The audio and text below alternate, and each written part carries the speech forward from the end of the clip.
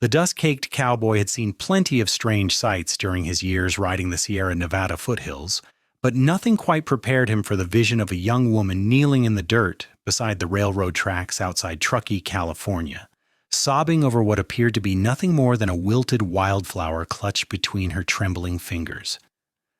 Quinn Novak reined in his bay mare and dismounted slowly, his spurs jangling in the late afternoon silence of July 1878.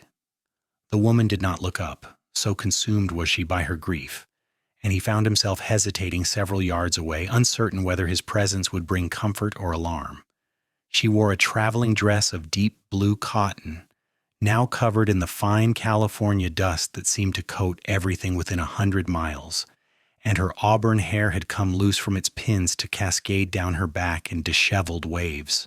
Something about the rawness of her sorrow made his chest tighten in a way he had not experienced since burying his own brother 3 years prior. "Miss," he called out gently, removing his hat out of respect. "Are you hurt?" She flinched at the sound of his voice but did not turn around immediately. When she finally lifted her face to look at him, Quinn felt as though someone had knocked the wind from his lungs.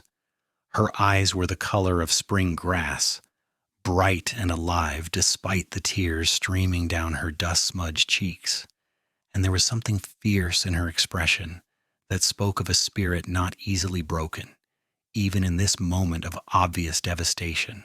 "I am not hurt," she said, her voice hoarse from crying. "Not in the way you mean, at least."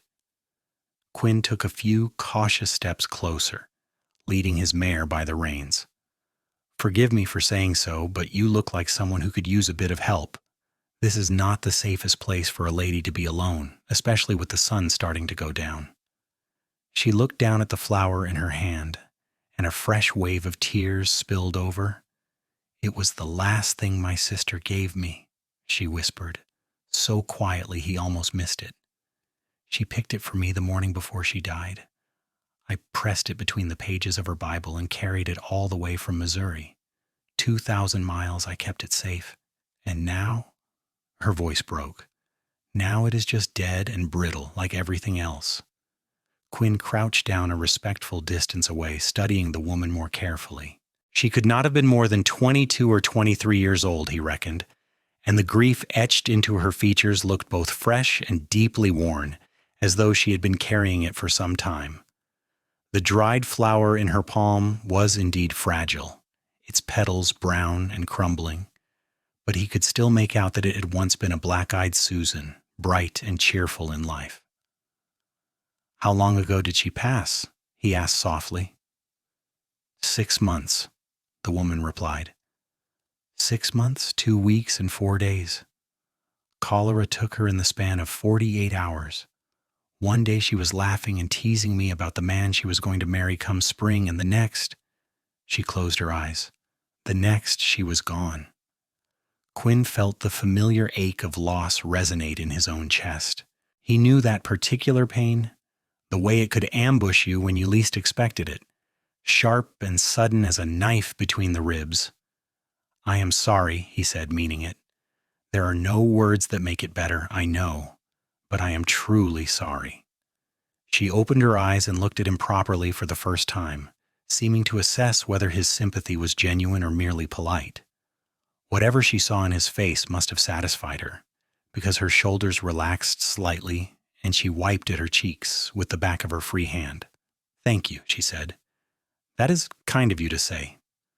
Most people just tell me I should be over it by now, that 6 months is more than enough time to stop mourning and get on with living." There was a bitter edge to her words that suggested she had heard this advice more times than she cared to count. "People who say things like that have usually never lost anyone who truly mattered to them," Quinn observed. "Grief does not follow a schedule." The woman studied him for a long moment, then carefully placed the dead flower in the small beaded reticule that hung from her wrist. "My name is Beatrice Graham," she said.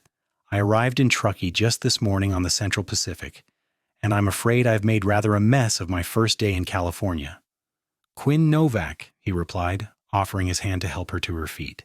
She hesitated only briefly before accepting, and he noticed how small and cold her fingers felt in his calloused palm. What brings you all the way to Truckee, Miss Graham, if you do not mind my asking?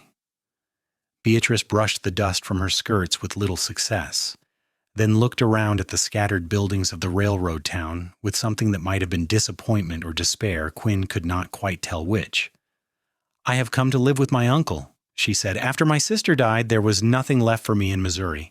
My parents passed when I was young, and Clara was all the family I had. My uncle, Edward Graham, owns the general store in town. He wrote to me after he heard about Clara and offered me a place to stay and work in his shop. Ed Graham is your uncle? Quinn said, surprised. I know Ed well. He's a good man, honest as they come. You could do a lot worse for family. I suppose, Beatrice said, but she did not sound convinced. I have not seen him since I was a child. He and my father had some sort of falling out years ago, and they never reconciled, but he was generous enough to send me the train fare, so here I am. She looked down the road toward town, which lay about a mile distant, then back at Quinn. I should have gone straight to his store when I arrived, but I needed some air after being cooped up on that train for so many days. I walked out here along the tracks, and I pulled out Clara's flower to look at it, and suddenly She trailed off, looking embarrassed. You do not need to explain, Quinn assured her. Grief hits when it hits. There is no shame in that. Beatrice met his eyes, and for the first time a small smile flickered across her face. It transformed her entirely, lighting up her features in a way that made Quinn forget to breathe for just a moment. You are very understanding, Mr. Novak. Are all cowboys so well versed in the workings of a grieving heart? He felt heat rise in his cheeks, and was glad for the tan that hid his blush. I lost my younger brother to a mining accident 3 years back, he admitted, so I know a bit about how it feels. And please, call me Quinn. Then you must call me Beatrice, she replied. The smile had faded, replaced by a look of genuine sympathy. I am sorry about your brother. Were you close? As close as two brothers could be, Quinn said. He was just 20 years old when it happened, barely had a chance to live. He shook his head, pushing away the memories that threatened to surface. But that is a conversation for another time, I think. Right now, we should get you into town before full dark. These mountains can be unpredictable after sunset, and you do not want to be caught out here if a bear comes down from the high country looking for food. Beatrice's eyes widened slightly. Bears? And mountain lions, Gizdaias. Quinn added, then immediately regretted it when he saw her face go pale. But do not worry, I will see you safely to your uncle's store. That is, if you do not mind riding double on my horse. It is not far, but it will be faster than walking. She looked at the bay mare with some trepidation, but nodded. I have ridden before. Though not recently, thank you, Quinn. I appreciate your kindness more than you know. Quinn mounted first, then reached down to help Beatrice up behind him. She settled somewhat awkwardly onto the mare's back, her arms encircling his waist to hold on. The contact sent an unexpected jolt through him, and he found himself acutely aware of every point where her body touched his. He urged the mare into a gentle walk, not wanting to jostle Beatrice too much, and they set off down the dusty road toward Truckee. The town itself was typical of the railroad settlements that had sprung up along the Central Pacific Line, a collection of wood frame buildings clustered around the tracks and spreading outward in haphazard fashion. There was the usual assortment of saloons, boarding houses, and supply stores, along with a small church, a schoolhouse, and the inevitable gambling establishments that catered to the railroad workers and loggers who made up much of the population. The Sierra Nevada mountains rose dramatically on all sides, their peaks still touched with snow even in high summer, and the air carried the sharp scent of pine from the seemingly endless forests that surrounded the town. As they rode down the main street, Quinn felt the curious stares of various townspeople who had nothing better to do than gawk at the newcomer. Truckee was small enough that any unfamiliar face drew attention, and a pretty young woman arriving in the company of a local cowboy would be fodder for gossip before the evening was through. Quinn did not much care what people said about him, but he hoped for Beatrice's sake that the talk would not be too unkind. "That is your uncle's store there," Quinn said, nodding toward a neat wooden building with a freshly painted sign that read Graham's General Store and Post Office. "Looks like he's still open for business." Beatrice tightened her grip around his waist momentarily, and he felt her take a deep breath. "I suppose there is no point in delaying," she said quietly. "Thank you again, Quinn. You have been incredibly kind to a stranger." He reined in the mare in front of the store and dismounted, then helped Beatrice down. She smoothed her hair as best she could and attempted once more to brush the dust from her dress, but it was a losing battle. Quinn thought she looked beautiful anyway, despite the dishevelment, but he kept that observation to himself. "Would you like me to come in with you?" he offered. "I can introduce you properly if that would help." Beatrice hesitated, then nodded gratefully. "Yes, please. I find I am rather more nervous about this reunion than I expected to be." Quinn pushed open the door, causing a small bell to jingle overhead, and ushered Beatrice inside. The interior of the store was dim after the brightness outside, but clean and well organized, with shelves stocked with everything from canned goods to bolts of fabric to mining equipment. Behind the counter stood a man in his mid-50s, tall and spare, with graying hair and the same green eyes that Beatrice possessed. Edward Graham looked up at the sound of the bell, his expression shifting from polite shopkeeper's welcome to stunned recognition in the span of a heartbeat.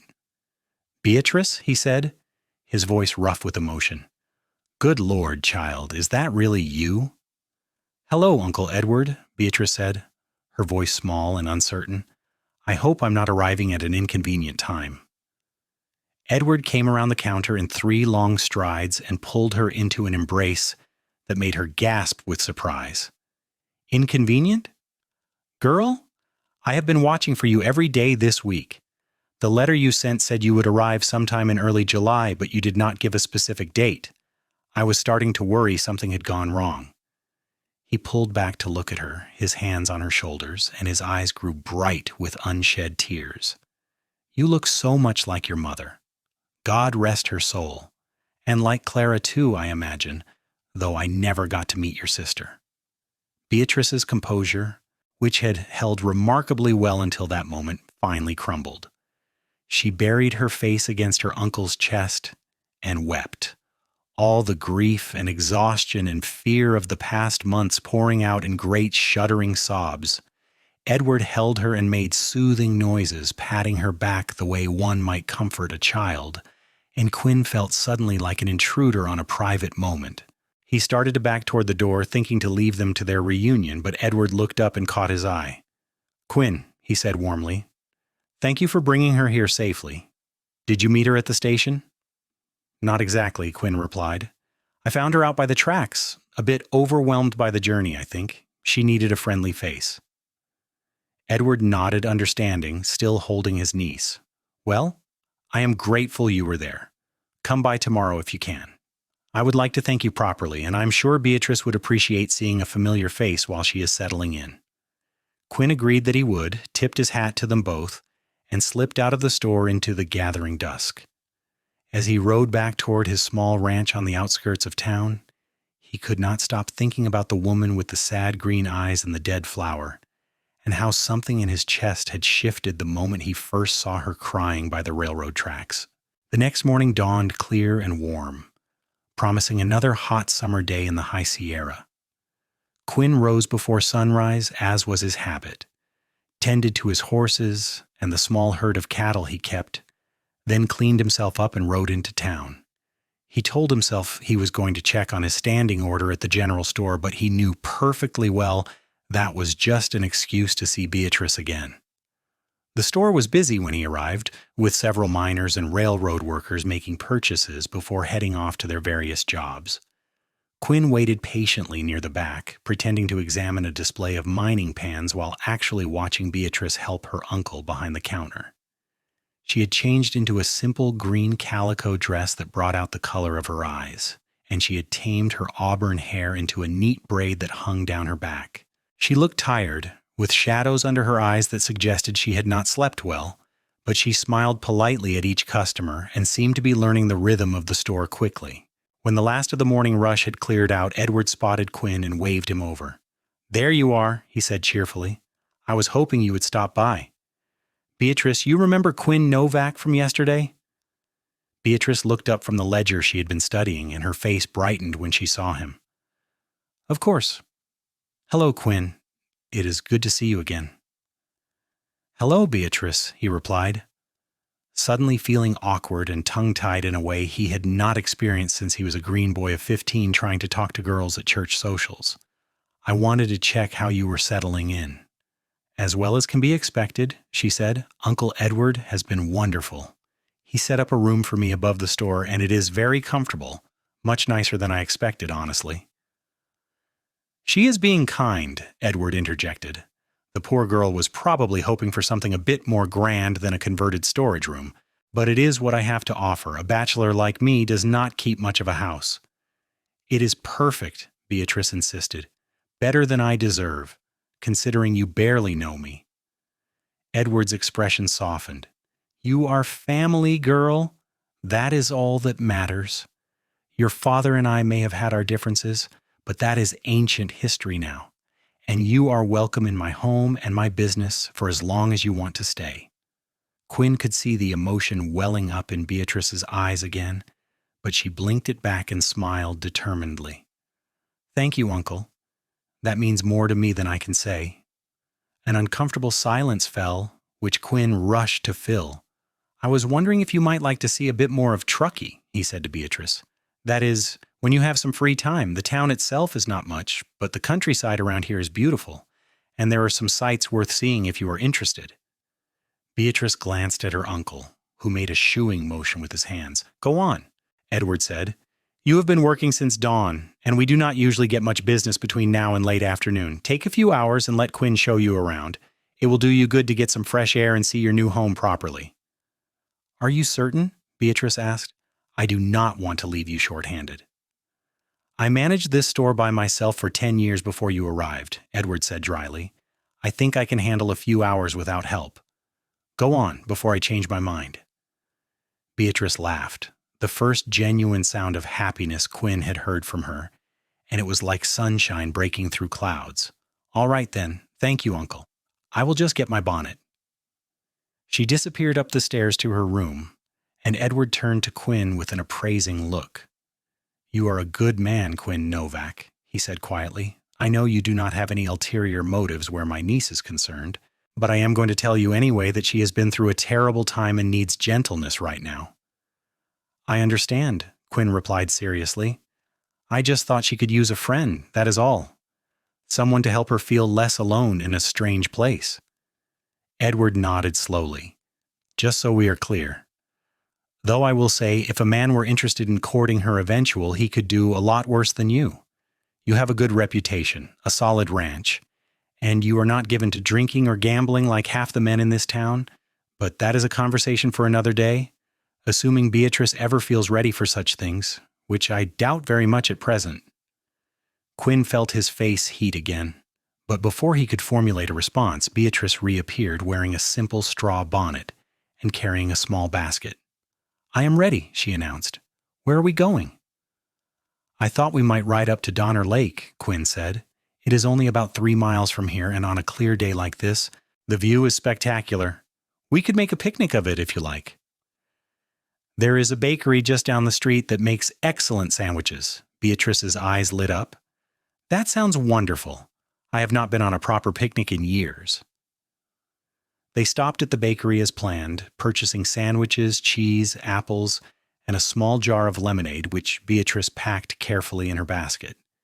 Quinn had brought his mare again, along with a gentle gelding from his small string of horses, thinking that Beatrice might prefer to ride her own mount rather than double up with him as they had the previous evening. She proved to be a competent horsewoman despite her earlier claim of being out of practice, sitting the saddle with natural grace as they left the bustle of town behind and followed the rutted wagon road that led northwest toward the lake. The ride took about 45 minutes at an easy pace, winding through stands of towering ponderosa pines and Douglas firs that filled the air with their resinous scent. The morning sun filtered through the branches in golden shafts, and the only sounds were the creak of saddle leather, the soft thud of hoofbeats on the dirt road, and the occasional cry of a jay or crow from the treetops. Quinn found himself relaxing in a way he rarely did, the peace of the forest combining with the pleasure of Beatrice's company to create something almost magical. This is beautiful, Beatrice said softly, looking around with wonder. "I've never seen trees so large. The forests in Missouri are nothing like this." "The mountains can be harsh," Quinn acknowledged, "but they have their own kind of beauty. Wait until you see the lake. That is something special." They crested a small rise, and suddenly the forest opened up to reveal Donner Lake spread out before them like a vast sapphire set among the pine-covered peaks. The water was impossibly blue, reflecting the cloudless sky, and the surrounding mountains created a dramatic amphitheater that took the breath away. Beatrice reined in her horse and just stared, her lips parting in an expression of pure awe. "Oh," she whispered. "Oh, Quinn, it is magnificent." He grinned, pleased by her reaction. "I thought you might like it. Come on, there is a good spot down by the shore where we can eat." They made their way down to the lake's edge and found a flat area sheltered by a cluster of boulders, with a fallen log that made a convenient seat. Quinn spread out his bedroll for them to sit on, and Beatrice began unpacking the food from her basket. For a while they ate in companionable silence, watching the play of light on the water and listening to the gentle lap of small waves against the rocky shore. "I needed this," Beatrice said eventually. "Thank you for suggesting it. I feel like I've been holding my breath for 6 months, and this is the first time I've been able to exhale." Quinn took a bite of his apple and considered his words carefully. "If you do not mind my asking, what was she like? Your sister, I mean. Clara." Beatrice's expression grew distant, but this time there was more fondness than pain in it. "She was everything I am not," she said.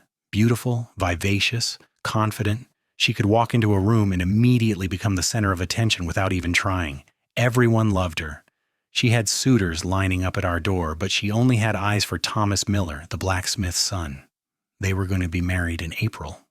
She paused, picking at a loose thread on her dress.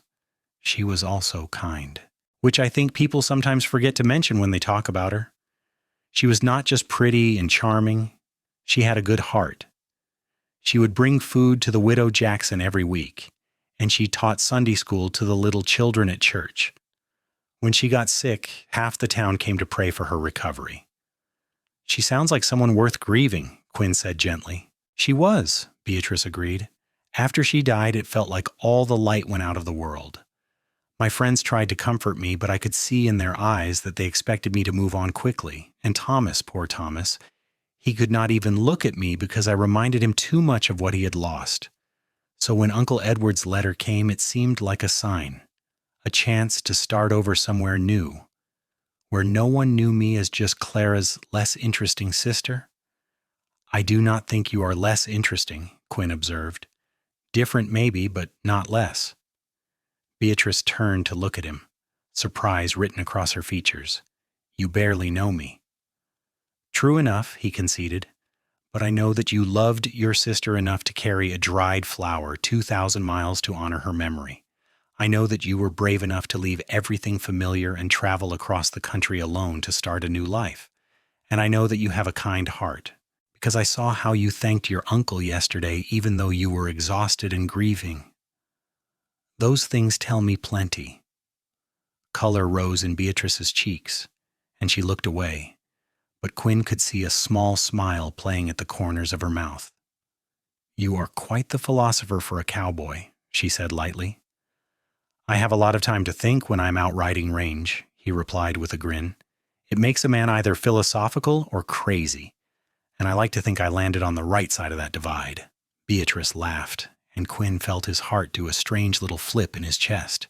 He was in trouble, he realized. After only 2 days, he was already half in love with this woman, and that was dangerous territory for a man who had sworn off romantic entanglements after watching his brother's heart get broken just weeks before his death. But looking at Beatrice's smile, seeing the way the sunlight caught in her auburn hair and brought out flecks of gold in her green eyes, Quinn could not quite bring himself to care about the risk. They spent the rest of the morning talking, sharing stories about their lives and their losses, finding common ground in their grief and their hopes for the future.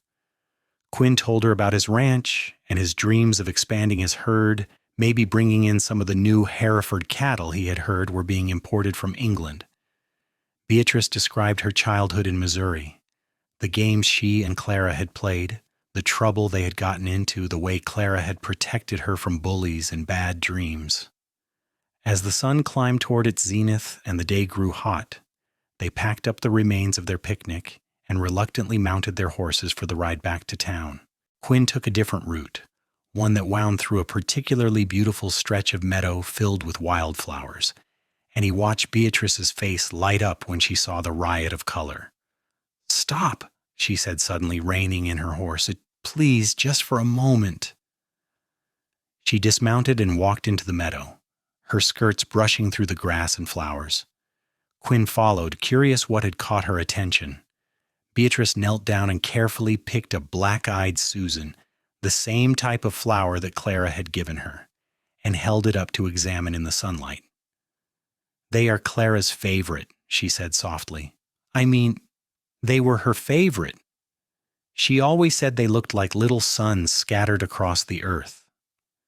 She blinked back tears, but these seemed different from the grief-stricken ones Quinn had witnessed yesterday. Softer somehow. More accepting. "Would you like to press it?" Quinn asked. "To replace the one that dried out?" Beatrice shook her head slowly. "No, I think not. The old flower served its purpose, helping me remember Clara during the journey here, but maybe it is time to let her rest rather than trying to preserve her in petals and paper." She looked at the flower in her hand, then gently placed it back among its fellows in the meadow. She loved growing things. "I think she would rather I left the flowers where they can thrive." It was a small gesture, but Quinn understood the significance of it. Beatrice was choosing to move forward, not forgetting her sister, but finding a way to carry the love without being crushed by the loss. He felt a swell of admiration for her strength, even as he ached for the pain that had brought her to this moment. They rode back to Truckee in thoughtful silence, arriving in the early afternoon just as Edward had predicted the store would start getting busy again. Beatrice thanked Quinn profusely for the excursion, and he promised to stop by again soon.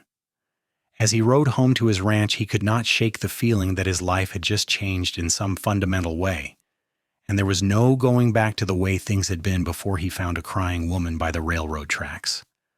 The weeks that followed established a pattern that became increasingly important to both Quinn and Beatrice. He would find excuses to visit the general store almost daily, sometimes for legitimate supplies, but often just to see her smile and exchange a few words. On Sundays, after church services, he would drive her and Edward out to his ranch for dinner, and Beatrice would bring pie or bread she had baked, insisting she needed to contribute something to the meal, even though Quinn told her repeatedly that her company was contribution enough. Slowly, carefully, they built a friendship that deepened with each passing day. Quinn introduced Beatrice to the other decent folks in Truckee, making sure she felt welcomed and included in the small social circle that existed among the respectable families. Beatrice, for her part, threw herself into learning the intricacies of running the general store, proving to have a head for numbers and a gift for making customers feel heard and valued. But Quinn also noticed the moments when shadows would cross her face, when something would remind her of Clara and the grief would resurface. On those days, he would suggest a ride or a walk, getting her out of the store and into the open air where she seemed to breathe more easily. He never pushed her to talk if she did not want to, content just to be present and let her know she was not alone. August arrived with a string of scorching hot days that drove people to seek shade wherever they could find it. The forests around Truckee became tinder dry, and everyone worried about fire. Quinn spent long days ensuring his water sources were secure and his livestock had adequate shelter. But he still made time to see Beatrice most evenings, when the heat had backed off slightly and the world was painted in shades of gold and amber by the setting sun. One particularly warm evening, he arrived at the store to find Beatrice looking frustrated and upset. Edward had gone to Sacramento for supplies and would not be back until the following day, leaving Beatrice alone to manage things. A difficult customer had given her trouble over a price dispute, and though she had handled it professionally, the encounter had left her shaken. "I kept thinking Clara would have known exactly what to say to calm him down," Beatrice told Quinn, as they sat on the bench outside the store watching the last of the day's light fade from the sky. "She had a way with people that I have never possessed. I just felt so inadequate." From what your uncle told me, you handled it perfectly, Quinn countered. You stood your ground on the price, which was the correct one, and you did not let the man bully you into giving him a discount he did not deserve.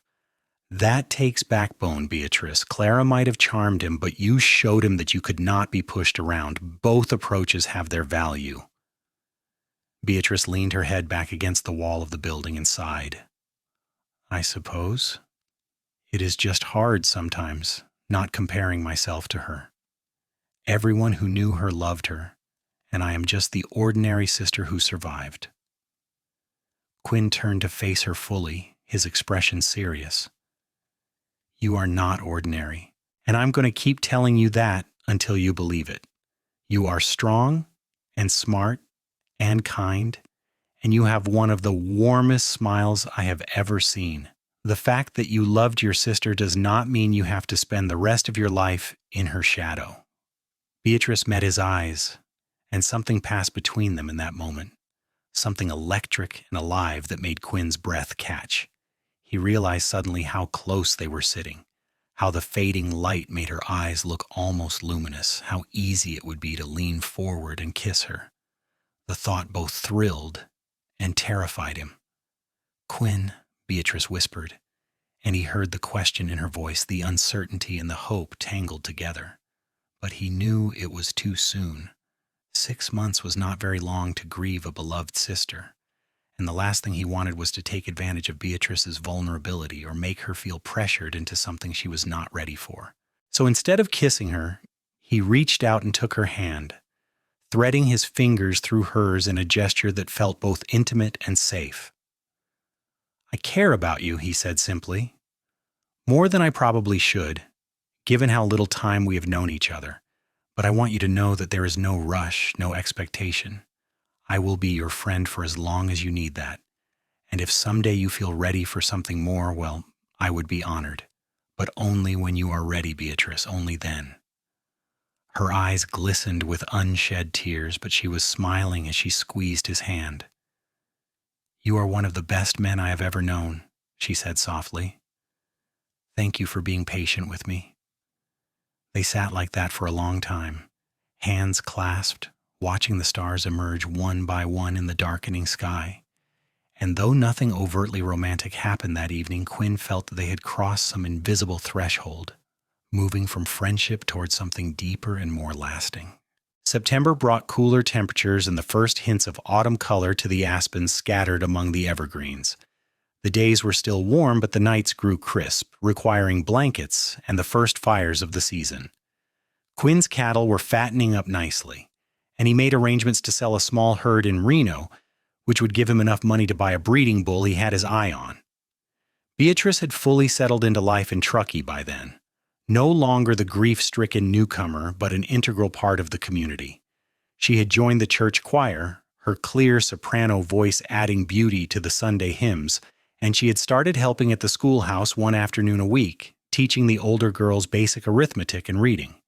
Quinn watched her bloom like the wildflowers in spring, her natural warmth and intelligence finally given room to flourish.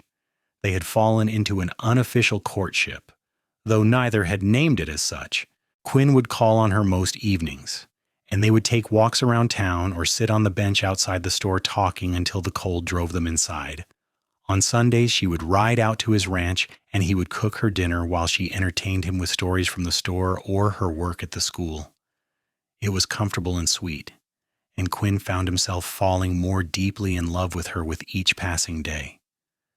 Edward watched their growing attachment with approval, occasionally making teasing comments about when Quinn was going to make his intentions official, but mostly staying out of their business. He could see that his niece was happy, and that was all that mattered to him. One Sunday in late September, Quinn took Beatrice on a long ride up into the high country, where the aspen groves had turned brilliant gold against the deep green of the pines. They dismounted near a small creek and sat on the bank, their feet dangling in the cold, clear water, sharing a canteen of cider and a bag of cookies Beatrice had baked the previous day. I have been thinking, Beatrice said, breaking a comfortable silence, about what you said that evening in August, about caring for me and being willing to wait. Quinn's heart started beating faster, but he kept his voice calm. I remember. The truth is, I have been trying to sort out my own feelings, she continued, staring at the water rather than looking at him. After Clara died, I did not think I would ever feel truly happy again. The grief was so overwhelming that I could not imagine it ever lessening. But these past few months here, with Uncle Edward and with you, I have discovered that it is possible to carry loss and still find joy. The grief does not go away exactly, but it becomes part of the fabric of who you are rather than the only thing defining you. That sounds like wisdom hard won, Quinn observed gently. Beatrice finally turned to look at him, and the expression on her face made his breath catch. What I am trying to say, rather badly I am afraid, is that I care for you too. More than I thought I would be capable of caring for anyone again. You have been so patient and kind, never pushing, always just there when I needed you. And somewhere along the way, you became the best part of my days. Joy surged through Quinn's chest, bright and fierce. Beatrice, he said, reaching for her hand. Are you saying what I think you were saying? She laughed, a little shakily. I am saying that if you wanted to court me properly with all the official trappings, I would very much like that. And I am saying that I think I'm falling in love with you, Quinn Novak, even though that terrifies me a bit. Quinn thought his heart might burst. Why does it terrify you? Because loving someone means opening yourself up to the possibility of losing them, Beatrice said quietly. I lost Clara, and it nearly destroyed me. The thought of loving someone else that much, of being that vulnerable again, is frightening. He cupped her face in his calloused hand, his thumb brushing across her cheekbone with infinite gentleness. I cannot promise you that nothing bad will ever happen, he said seriously. Life is uncertain, and we both know how quickly things can change, but I can promise you that I will do everything in my power to build a good life with you, to be worthy of your trust and your love. And I can promise you that whatever time we have together, whether it is 50 years or 5, I will treasure every single moment. Tears spilled down Beatrice's cheeks, but she was smiling through them. That is all anyone can promise, I suppose, and it is enough. You are enough, Quinn. More than enough. This time, when he leaned forward to kiss her, there was no hesitation, no holding back. Her lips were soft and warm, and she tasted like cinnamon from the cookies. The kiss was tender and searching, a question and an answer all at once. And when they finally pulled apart, Quinn felt like he had been remade into something new and better. I love you, he said, the words coming easily now that he had permission to speak them. I think I have loved you since that first day when I saw you crying by the tracks. My heart recognized something in you, some essential goodness and strength, and it claimed you as mine before my head even knew what was happening.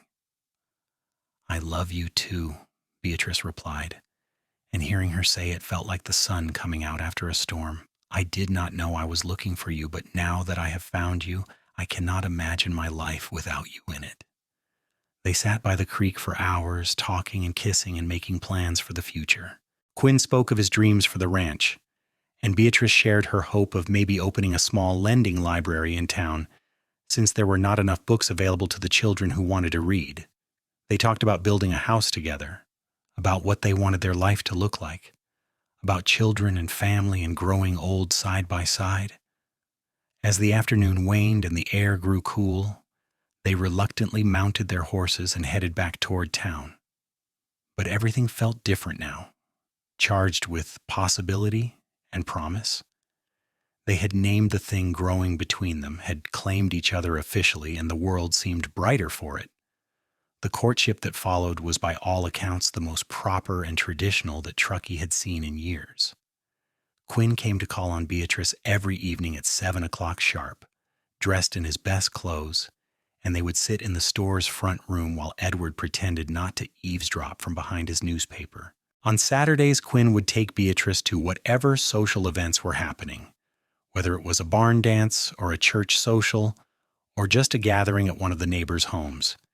He He was unfailingly respectful and proper, never overstepping the bounds of propriety, even though both of them ached for more privacy than small-town life allowed. October arrived with crisp mornings and the first real cold snaps of the season. Quinn sold his cattle in Reno and came back with enough money to buy not only the bull he wanted, but also materials to start expanding his ranch house. He had been living in a small 2-room cabin since his brother died, but if he was going to ask Beatrice to marry him properly, he needed a home worthy of bringing a bride to. He spent every spare moment that month working on the addition, enlisting the help of several neighbors who owed him favors or just wanted to be part of the excitement. Edward came out on Sundays to lend a hand, and Beatrice would pack enormous picnic lunches for all the workers, laughing at their terrible jokes and admiring their progress. "You are building me a palace, Ruth," she teased one afternoon, looking at the framed-out rooms that would eventually become a proper parlor and 2 additional bedrooms. "You deserve a palace," Quinn replied, stealing a quick kiss when no one was looking. "But this will have to do for now. Maybe someday, when we are old and rich, I will build you something even better." "This is already more than I ever dreamed of," Beatrice said seriously. "A home, a family, a man who loves me. What more could anyone want?" By early November, the addition was finished enough to be livable, with a wood stove installed and windows that actually kept out the cold. Quinn furnished it simply but thoughtfully, buying a real bed frame instead of just using a pallet on the floor, adding a rocking chair by the fireplace, hanging curtains that Beatrice had sewn for him. It felt like a home rather than just a place to sleep, and he was proud of what he had accomplished. On a cold, clear evening in mid-November, Quinn rode into town dressed in his Sunday best and carrying a small wooden box he had carved himself. His heart hammered against his ribs as he dismounted in front of the general store and climbed the steps to the front door. Through the window, he could see Beatrice and Edward finishing up the day's accounts, their heads bent over the ledger together, and the sight of them made him smile. He was not just gaining a wife, he was gaining a family, something he had missed desperately since his brother's death. He knocked, and Edward looked up and grinned. "Come in, Quinn. We have been expecting you." Beatrice gave her uncle a puzzled look. "We have?" "Oh, hush," Edward said, standing and stretching. "I am suddenly very tired and think I need to retire early. You 2 young people have a nice evening." He winked at Quinn as he passed, then disappeared up the stairs to his quarters, leaving them alone. Beatrice laughed. "That was not at all subtle. What is going on, Quinn?" He suddenly found himself nervous, even though he knew what her answer would be. "I have something I want to ask you," he said, setting the wooden box on the counter. "But first, I want you to know something. These past few months with you have been the happiest of my life. You have brought light and laughter back into days that had grown pretty dark after I lost my brother. You have made me remember what it feels like to hope for the future, to dream about building something lasting and good. I love you more than I knew it was possible to love another person, and I want to spend the rest of my life proving that to you every single day." Beatrice's eyes had grown wide, and her hand came up to cover her mouth. "Quinn," she breathed. He picked up the box and opened it, revealing a simple gold ring set with a small garnet. "It was my mother's," he explained, "the only thing I have left of her. I know it is not fancy, but I thought maybe you would like to wear it if you would consent to becoming my wife." Tears were streaming down Beatrice's face, but she was smiling so broadly it lit up her entire being. "Yes," she said. "Yes, of course, yes. I would be honored to wear your mother's ring and even more honored to become your wife." Quinn's hands shook slightly as he slipped the ring onto her finger, and then she was in his arms, and they were kissing. Months of careful propriety temporarily forgotten in the joy of the moment. When they finally broke apart, both breathing hard, Beatrice laughed through her tears. "I suppose we should start planning a wedding," she said. "Whenever you are ready," Quinn replied, "though I confess I would marry you tomorrow if it were possible." "Let us wait until after the holidays," Beatrice suggested. "I would like Uncle Edward to have time to enjoy his last Christmas with me as just his niece before I become someone's wife. And besides, it will give me time to make a proper dress. I may not be as talented with a needle as Clara was, but I can manage something respectable." They spent the rest of the evening making plans, discussing whether to have the ceremony at the church or at Quinn's ranch, debating how many people to invite, laughing about all the small details that go into creating a wedding. Edward eventually came back downstairs claiming he had forgotten something, and offered his enthusiastic congratulations along with a bottle of wine he had been saving for a special occasion. As Quinn rode home that night under a sky brilliant with stars, he felt more content than he could ever remember feeling. He had found something he had not even known he was searching for when he came across Beatrice crying by those railroad tracks. He had found love, real and deep and lasting, and it had transformed his entire world. The months leading up to the wedding passed in a blur of activity and excitement. Beatrice worked on her dress with the help of several women from church, creating something simple but elegant in cream-colored silk that Edward insisted on purchasing from San Francisco as his gift to her. Quinn finished the last touches on the house, including building Beatrice a bookshelf for the volumes she had been collecting and installing extra shelves in the kitchen for her growing collection of recipes. December brought heavy snow to the Sierra Nevada, blanketing Truckee in white, and creating a winter wonderland that delighted Beatrice, who had never seen so much snow in her life. Quinn taught her to snowshoe, and they would spend hours tramping through the forest, marveling at the silence and beauty of the winter landscape. On Christmas Eve, they attended services at the small church, and Beatrice sang a solo that moved half the congregation to tears with its beauty and power. They had decided to hold the wedding on the 15th of January, 1879, a date that felt auspicious because it marked exactly 6 months since Quinn had first proposed. The ceremony would be at the church, followed by a celebration at the town hall, where nearly everyone in Truckee and the surrounding areas had been invited. As the wedding day approached, Beatrice seemed both excited and nervous, occasionally lapsing into moments of sadness that Quinn recognized as grief for her sister. Clara should have been there to stand up with her, to help her dress, to share in the joy of the day. The absence was a palpable thing, and Quinn ached for the loss, even as he felt grateful for everything that had brought Beatrice to him. 2 days before the wedding, Beatrice asked Quinn to ride out with her to the meadow where they had seen the black-eyed Susans blooming the previous summer. It was buried under several feet of snow now, but she said she needed to go there anyway. He did not question it, just saddled the horses and led the way. They stood in the frozen meadow, their breath misting in the cold January air, and Beatrice pulled something from her pocket. It was the dried black-eyed Susan, the one Clara had given her, carefully preserved despite Beatrice's earlier declaration that she was ready to let it go. "I could not quite do it," she confessed, looking at the fragile flower. "I told myself I was moving on, but I kept the flower anyway, hidden in a book in my room. I was afraid that letting it go completely meant forgetting her, and I could not bear that." "You do not have to let it go," Quinn said gently. "Not if you are not ready." "But I am ready now," Beatrice replied. "Not to forget her, but to stop holding on so tightly that it keeps me from fully embracing the future. Clara would want me to be happy. She would love you, I think. And she would be so excited about the wedding. I want to honor her memory not by clinging to the past, but by living fully in the present the way she always did." She knelt down and carefully cleared away some of the snow, creating a small hollow in the frozen earth. She placed the dried flower in the depression, then covered it back over.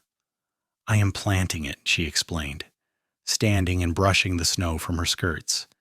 "Come spring, when the snow melts, maybe something beautiful will grow here. And even if it does not, I will know that I left it in a place where Clara would have loved to be, surrounded by her favorite flowers." Quinn put his arm around her shoulders and pulled her close. "She would be proud of you," he said. "I am certain of that." "I hope so," Beatrice whispered. "I really hope so." The wedding day dawned clear and bitterly cold, with temperatures well below freezing and a fresh dusting of snow that made everything sparkle like diamonds in the winter sunlight. The church had been decorated with pine boughs and white ribbons, and someone had managed to find candles enough to light the entire interior, creating a warm and welcoming glow against the cold day. Beatrice looked breathtaking in her cream silk dress, her auburn hair pinned up and adorned with small white flowers that Edward had somehow procured from goodness knows where. She carried a simple bouquet of evergreen branches tied with ribbon, and her eyes shone with happiness and love as Edward walked her down the short aisle to where Quinn waited. Quinn thought he might have stopped breathing when he saw her. She was the most beautiful thing he had ever witnessed, and the fact that she had chosen him, that she was about to pledge her life to his, felt like a miracle he did not quite deserve. He took her hand when Edward placed it in his, and he did not let go throughout the entire ceremony. The minister, a kind older man who had known Quinn since he first arrived in Truckee, spoke about love and commitment, about building a life together through joy and sorrow, about choosing each day to honor and cherish one another. When it came time for the vows, Quinn spoke his clearly and firmly, meaning every single word with his whole heart. Beatrice's voice was softer but no less certain, and when she promised to love him until death parted them, he saw no shadows of doubt or fear in her eyes, only trust and hope. They exchanged rings, Quinn adding a matching gold band to sit alongside his mother's garnet on Beatrice's finger, and then the minister pronounced them husband and wife. "You may kiss your bride," he said with a smile, and Quinn did not need to be told twice. The kiss was chaste and proper given their location, but it held the promise of deeper intimacy to come, and when they broke apart, both were grinning like fools. The small church erupted in applause and cheers, and Quinn led his new wife back down the aisle and out into the brilliant winter day as man and wife. The celebration at the town hall was raucous and joyful, with music and dancing and more food than Quinn had seen in one place outside of harvest festivals. People congratulated them repeatedly, and Beatrice was hugged by what seemed like every woman in 3 counties. Edward gave a toast that had half the room laughing and the other half crying, speaking about second chances and new beginnings and the family that had been given back to him when Beatrice arrived on the train. As the evening wore on and the party showed no signs of slowing, Quinn finally pulled Beatrice aside. "What do you say we slip away?" he suggested quietly. "I think we have fulfilled our social obligations, and I am eager to have my wife to myself." Beatrice blushed prettily, but nodded agreement. They made their goodbyes, enduring the teasing and well wishes of their friends, then climbed into the small sleigh Quinn had borrowed for the occasion. He had packed it earlier with blankets and heated stones wrapped in cloth to keep them warm, and Beatrice snuggled against his side as they drove through the snowy night toward the ranch that was now their home. The house was warm when they arrived, thanks to a neighbor who had agreed to keep the fires going, and candles had been lit throughout, casting everything in soft golden light. Quinn helped Beatrice down from the sleigh and then, in a gesture she had not been expecting, swept her up in his arms and carried her across the threshold. "Quinn," she laughed, clinging to his neck, "you did not have to do that." "Maybe not," he agreed, setting her down gently in the front room. "But I wanted to. I want to do everything properly with you, Beatrice. I want to build the kind of marriage and life that becomes the foundation for something lasting and good." She reached up and cupped his face in her hands, her expression tender. "You are a romantic," she observed. "I did not know that about you when we first met."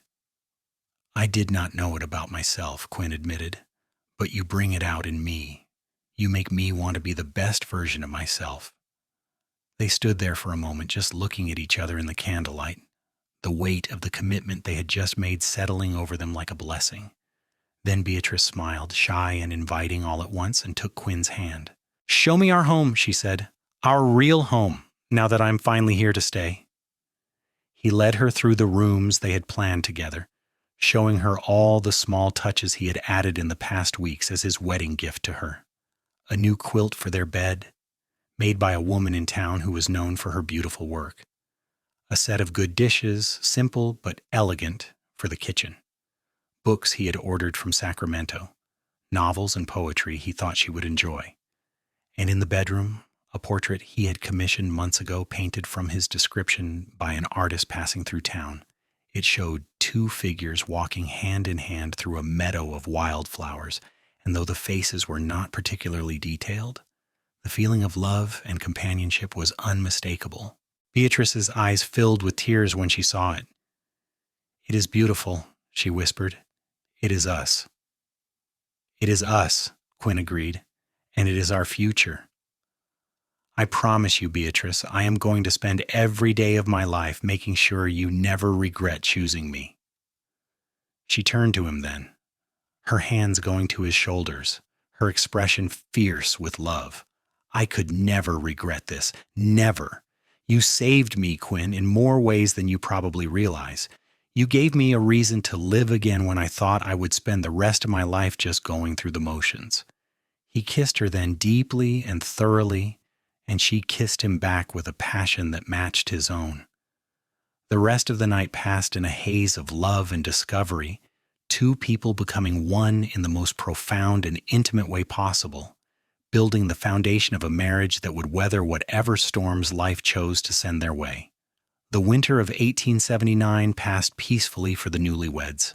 Quinn worked on expanding his herd, while Beatrice helped her uncle at the store and continued her work at the schoolhouse.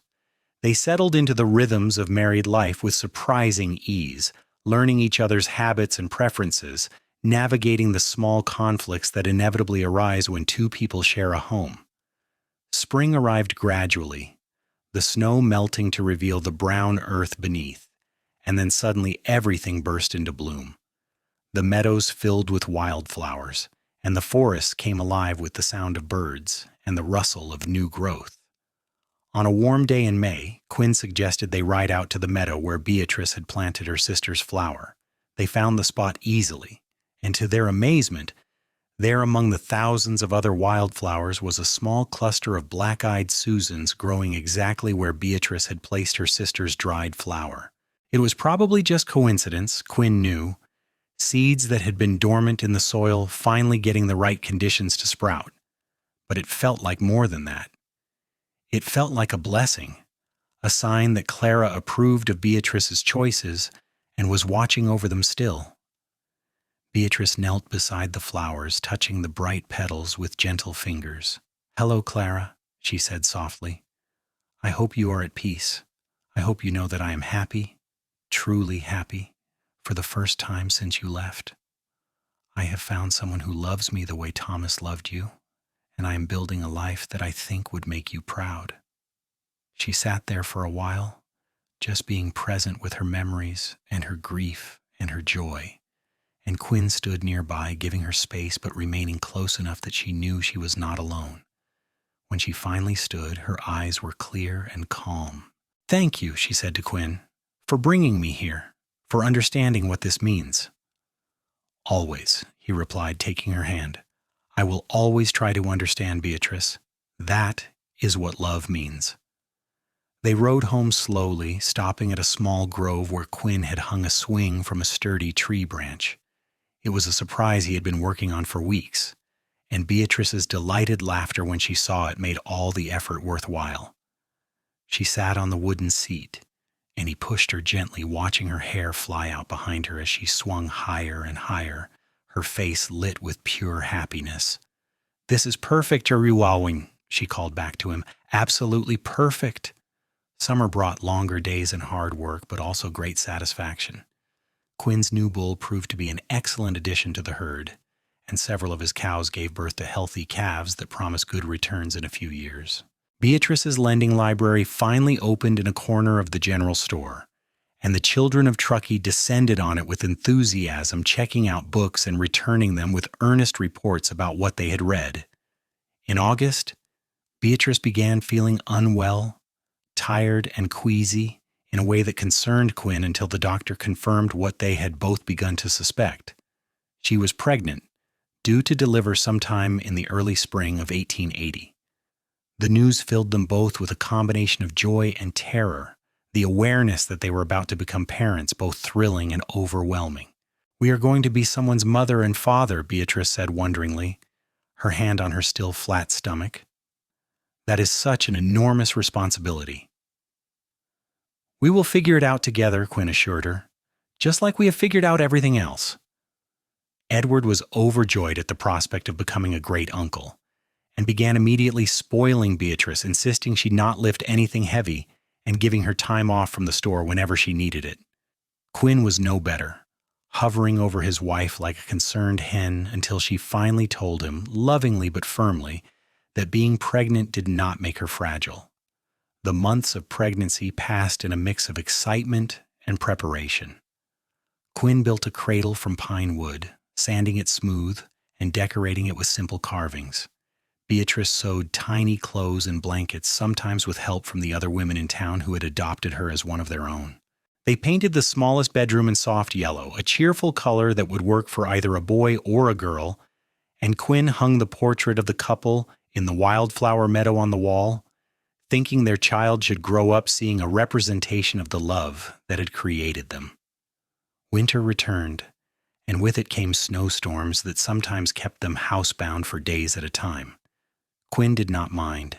He loved these quiet days with Beatrice, sitting by the fire while she knitted and he mended tack or read aloud from whatever book she had recently discovered. They would talk about names and hopes and dreams, imagining what their child might be like, how they would raise them to be kind and strong and capable. On a bitterly cold night in late February, Beatrice woke Quinn with a hand on his shoulder. "I think it is time," she said calmly, though he could see the fear in her eyes. "The baby is coming." Quinn did not panic, though he wanted to. He had prepared for this, having gone over the plan a dozen times with the midwife who lived just 2 miles down the road. He dressed quickly, got the fire roaring to warm the house, then bundled himself against the cold and rode through the snow to fetch Mrs. Patterson, the experienced midwife who had delivered half the children in the county. She arrived within an hour, calm and competent, shooing Quinn out of the bedroom with instructions to boil water and stay out of the way. He paced the front room like a caged animal, listening to the sounds coming from behind the closed door and praying harder than he had prayed since the day his brother died. Labor lasted through the night and into the following afternoon, and by the time Mrs. Patterson finally emerged, Quinn was nearly out of his mind with worry. But she was smiling, and that smile told him everything he needed to know before she even spoke. "You have a son," she announced. "Healthy, loud, and perfect. Your wife did beautifully. She is exhausted but fine. Give me a few minutes to get her cleaned up, and then you can come in." Quinn felt his knees go weak with relief. A son. He had a son. He and Beatrice had created a life, and that life had entered the world healthy and whole. It felt like a miracle. When he was finally allowed into the bedroom, he found Beatrice propped up on pillows, looking tired but radiant, holding a small bundle wrapped in one of the blankets she had made. She smiled when she saw him, and he went to her immediately, perching carefully on the edge of the bed. "Meet your son," she said softly, pulling back the blanket so Quinn could see the tiny face within. The baby was red and wrinkled, with a shock of dark hair and eyes that seemed to look right through Quinn to his very soul. He was the most beautiful thing Quinn had ever seen after his mother. Quinn reached out with one finger and touched the baby's miniature hand, marveling when the tiny fingers closed around his own in an instinctive grip. "He is perfect," Quinn breathed. "You are perfect. I cannot believe you did this, Beatrice. You are the strongest person I have ever known." "I had motivation," she replied with a tired smile. "This is our son, Quinn, our family. Everything I went through was worth it to get to this moment." They had talked about names extensively, but in that moment, looking at his son's face, Quinn knew what he wanted to call him. "What would you think about naming him Thomas?" he asked. "After your sisters intended, it seems fitting somehow to honor the life she would have had." Beatrice's eyes filled with tears, but they were happy ones. "Thomas," she repeated. "Thomas Novak. I love it. And Clara would love it too, I think. Yes, let us call him Thomas." Quinn leaned down and kissed his wife gently, then placed an equally gentle kiss on his son's forehead. "Welcome to the world, Thomas," he whispered. "Your mother and I are going to do our very best by you. That is a promise." The weeks following Thomas's birth were exhausting but joyful. The baby was a good sleeper, thankfully, but still demanded attention every few hours for feeding and changing. Quinn found himself operating on far less sleep than he was accustomed to, but he did not mind. Every time he looked at his son, every time he watched Beatrice nursing him or singing him lullabies, he felt a surge of love so intense it was almost painful. Edward visited frequently, completely besotted with his great-nephew and happy to hold him for hours while Beatrice caught up on rest. The women of the community came calling with meals and advice, welcoming the newest member of Truckee with warmth and generosity. Quinn was reminded once again of how lucky they had been to land in this place among these people who had embraced them as family. As spring arrived and the snow began to melt, Quinn and Beatrice took Thomas on his first trip to the wildflower meadow. The black-eyed Susans were just beginning to bloom again, bright splashes of gold among the green. They spread out a blanket and lay there as a family, letting Thomas feel the sunshine on his face and listening to him make the small, contented noises that passed for baby conversation. "Do you ever think about that day I found you by the railroad tracks?" Quinn asked, watching a cloud drift lazily across the blue sky. "All the time," Beatrice replied. "I was in such a dark place then. I thought I would never be happy again, and then you came along and changed everything." "You changed everything for me too," Quinn said seriously. "Before you, I was just going through the motions, working, surviving, but not really living. You reminded me what it means to hope, to dream, to love with your whole heart." Beatrice reached over and took his hand, threading her fingers through his. "We saved each other," she said simply.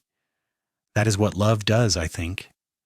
It rescues us from the darkness and reminds us that there is still beauty and joy to be found in the world." Thomas made a little squeak, and they both looked down at him, laughing at his serious expression. He was perfect, Quinn thought, the living embodiment of their love, proof that something good and beautiful could come from grief and loss. Clara would never meet her nephew, but Quinn liked to think she would be proud of the life her sister had built, the happiness Beatrice had found despite the pain. As the years passed, Quinn and Beatrice's life together continued to grow and deepen. Thomas thrived, becoming a bright and curious child who loved the outdoors and followed his father around the ranch like a shadow. When he was 3, a daughter named Catherine arrived, with Beatrice's green eyes and Quinn's dark hair. 2 years after that, another son they called James completed their family. The ranch prospered under Quinn's careful management, growing from a modest operation to one of the more successful cattle enterprises in the region. Beatrice's lending library expanded beyond the general store into its own building, funded by donations from grateful parents who valued the education their children received there. Edward eventually retired and turned the store over to a younger man, spending his days helping with his great-nieces and great-nephews and spoiling them rotten. Every spring, without fail, Quinn and Beatrice would take their children to the wildflower meadow and tell them about Aunt Clara, the woman they had never met but who had played such an important role in their parents' story. They would explain about the dead flower and the new flowers that grew each year, about grief and healing and the ways that love could transform even the darkest moments into something beautiful. Thomas, being the eldest, understood first. When he was about 8 years old, he picked a black-eyed Susan and brought it to his mother. "This is for you," he said solemnly, "so you always remember that Aunt Clara is still here, even though we cannot see her." Beatrice hugged him tightly, tears streaming down her face, and Quinn watched with a heart so full he thought it might burst. This was what they had built together: a family, a life, a legacy of love that would continue long after they were gone. As Quinn and Beatrice grew older, moving from young parents to middle age, they never lost the closeness that had defined their relationship from the beginning. They still took rides together on Sunday afternoons when the children were busy with their own activities. They still sat by the fire on winter evenings talking about everything and nothing. They still kissed each other goodbye every morning and hello every evening, as though each parting and reunion was precious. Their children grew up secure in the knowledge that they were loved, that their home was a haven, that their parents' marriage was built on a foundation of respect and genuine affection. Thomas eventually took over running the ranch, proving to have his father's gift with animals and the land. Catherine became a teacher, carrying on her mother's passion for education and books. James surprised them all by becoming a carpenter, building beautiful furniture and homes throughout the Sierra Nevada. On their 20th wedding anniversary, Quinn took Beatrice back to the exact spot where he had first found her crying over the dead flower. The railroad tracks were still there, though Truckee had grown substantially around them. He had arranged for a stone bench to be installed with a brass plaque that read simply, "Where Our Story Began." Beatrice cried when she saw it, but they were tears of joy and remembrance rather than grief.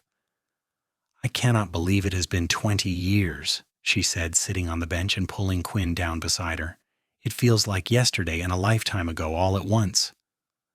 "Best 20 years of my life," Quinn said firmly, "and I am looking forward to at least 20 more, if the good Lord is willing." "At least 20 more," Beatrice agreed. "Maybe 30 or 40. I'm not ready to let you go yet, Quinn Novak." He kissed her then, right there by the railroad tracks where it had all started, and it felt just as electric and wonderful as it had on their wedding day. Some things, he thought, only got better with time. Love was definitely one of them.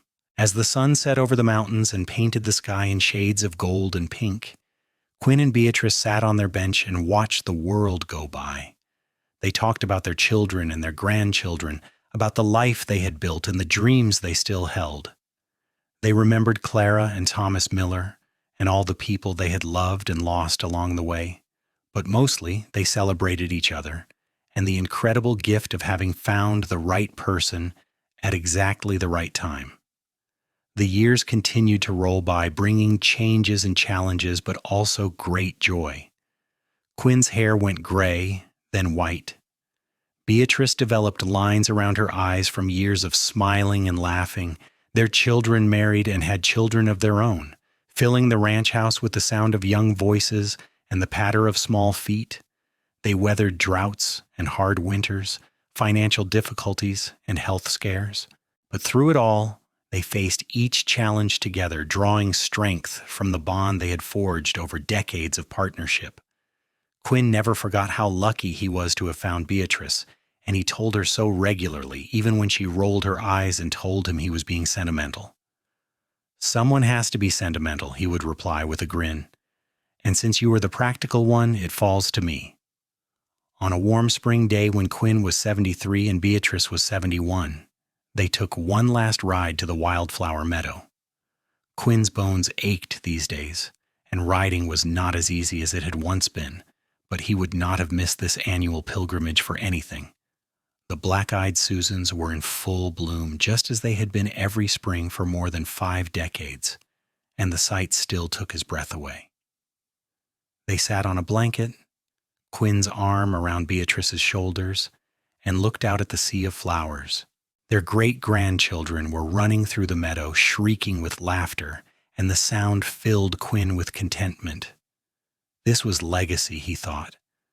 Not just children and grandchildren, but the values and love you pass down through generations. "Do you remember what I told you that first day?" Quinn asked Beatrice, "when I said that grief does not follow a schedule?" "I remember," she replied, leaning her head against his shoulder. "You were right about that, and about so many other things." "I was right about you," Quinn said firmly. "I knew from the first moment that you were someone special, someone worth knowing and loving. Best instinct I ever followed." Beatrice turned to look at him, and even with the lines of age on her face, Quinn could still see the young woman who had been crying by the railroad tracks all those years ago. "I love you," she said simply. "Then, now, and always." "And I love you," Quinn replied, "more than life itself." They stayed in the meadow until the sun began to set, surrounded by family and flowers and the accumulated blessings of a life well lived. As they finally gathered everyone up to head home, Quinn took one last look at the black-eyed Susan swaying in the evening breeze. He thought of Clara, who he had never met but who felt like family anyway, and he sent up a silent prayer of thanks, because without Clara's flower and Beatrice's grief, they never would have found each other, and finding each other had made all the difference. Quinn lived to be 78 years old, healthy and active almost to the very end. When he finally passed away peacefully in his sleep one cold winter night, with Beatrice holding his hand, he did so knowing that he had lived a good life, that he had loved well, and been loved in return. The funeral was attended by what seemed like half of California, a testament to the respect and affection he had earned over his decades in Truckee. Beatrice grieved him deeply, but not in the devastating way she had grieved her sister so many years before. This was the grief of someone who had been blessed with a long and happy marriage, who had decades of beautiful memories to sustain her. She lived another 5 years after Quinn's death, spending her time with her children and grandchildren, maintaining the lending library that had become her life's work, and making annual trips to the wildflower meadow to sit among the black-eyed Susans and remember. When she finally joined Quinn in the small cemetery on the hill overlooking Truckee, their children buried her with a single pressed flower tucked into her Bible. It was a black-eyed Susan, of course, picked from the meadow where their story had truly begun. And on her gravestone, next to Quinn's, they inscribed a simple message. She found love among the wildflowers and built a life worth living. The years turned into decades, and the decades turned into a century. The railroad tracks where Quinn first found Beatrice eventually fell into disuse as newer routes were established. Truckee changed and grew, evolving from a rough railroad town into a thriving mountain community. But the wildflower meadow remained protected by generations of the Novak family, and every spring the black-eyed Susans bloomed as bright and cheerful as ever. Thomas, the eldest son, passed the story down to his children, and they passed it to theirs. It became a family legend, the tale of how their great-great-grandfather had found their great-great-grandmother crying over a dead flower, and how that moment of compassion had changed everything. Young couples in the family would go to the meadow to propose, honoring the tradition of love that had started there. Children learned about Aunt Clara and the importance of remembering those who came before. And sometimes, on quiet spring afternoons when the breeze whispered through the wildflowers and the sun painted everything gold, people swore they could feel something special in that meadow. A presence, a blessing, a reminder that love was the most powerful force in the universe and that it could transcend even death itself. The story of Quinn and Beatrice became woven into the fabric of Truckee's history, a reminder of a simpler time when a cowboy's kindness to a grieving stranger could blossom into something extraordinary. Their descendants continued to thrive in California, carrying forward the values of compassion, hard work, and devotion that had defined their ancestors' marriage. The bench by the railroad tracks remained, though the brass plaque had to be replaced several times as weather and time took their toll. Each new plaque bore the same simple inscription, "Where our story began." And whenever someone asked about it, there was always a member of the Novak family nearby who could tell the tale. It was a story about grief transforming into healing, about strangers becoming soulmates, about a dead flower that somehow led to a garden of living love. It was a story about the American West, about pioneers and railroads and the courage it took to start over in a new place. But most of all, it was a story about two people who found each other at exactly the right moment and chose every day for the rest of their lives to keep choosing each other. And in the end, that choice made all the difference. Not just for Quinn and Beatrice, but for the countless descendants who came after them, all benefiting from the legacy of love and devotion that had started with a simple act of kindness on a dusty road in 1878. The cowboy had found her crying over a dead flower, and in helping her heal, he had found his own heart's home. It was the kind of love story that deserved to be remembered, told, and celebrated through the generations, a testament to the enduring power of compassion and connection in a sometimes harsh and unforgiving world.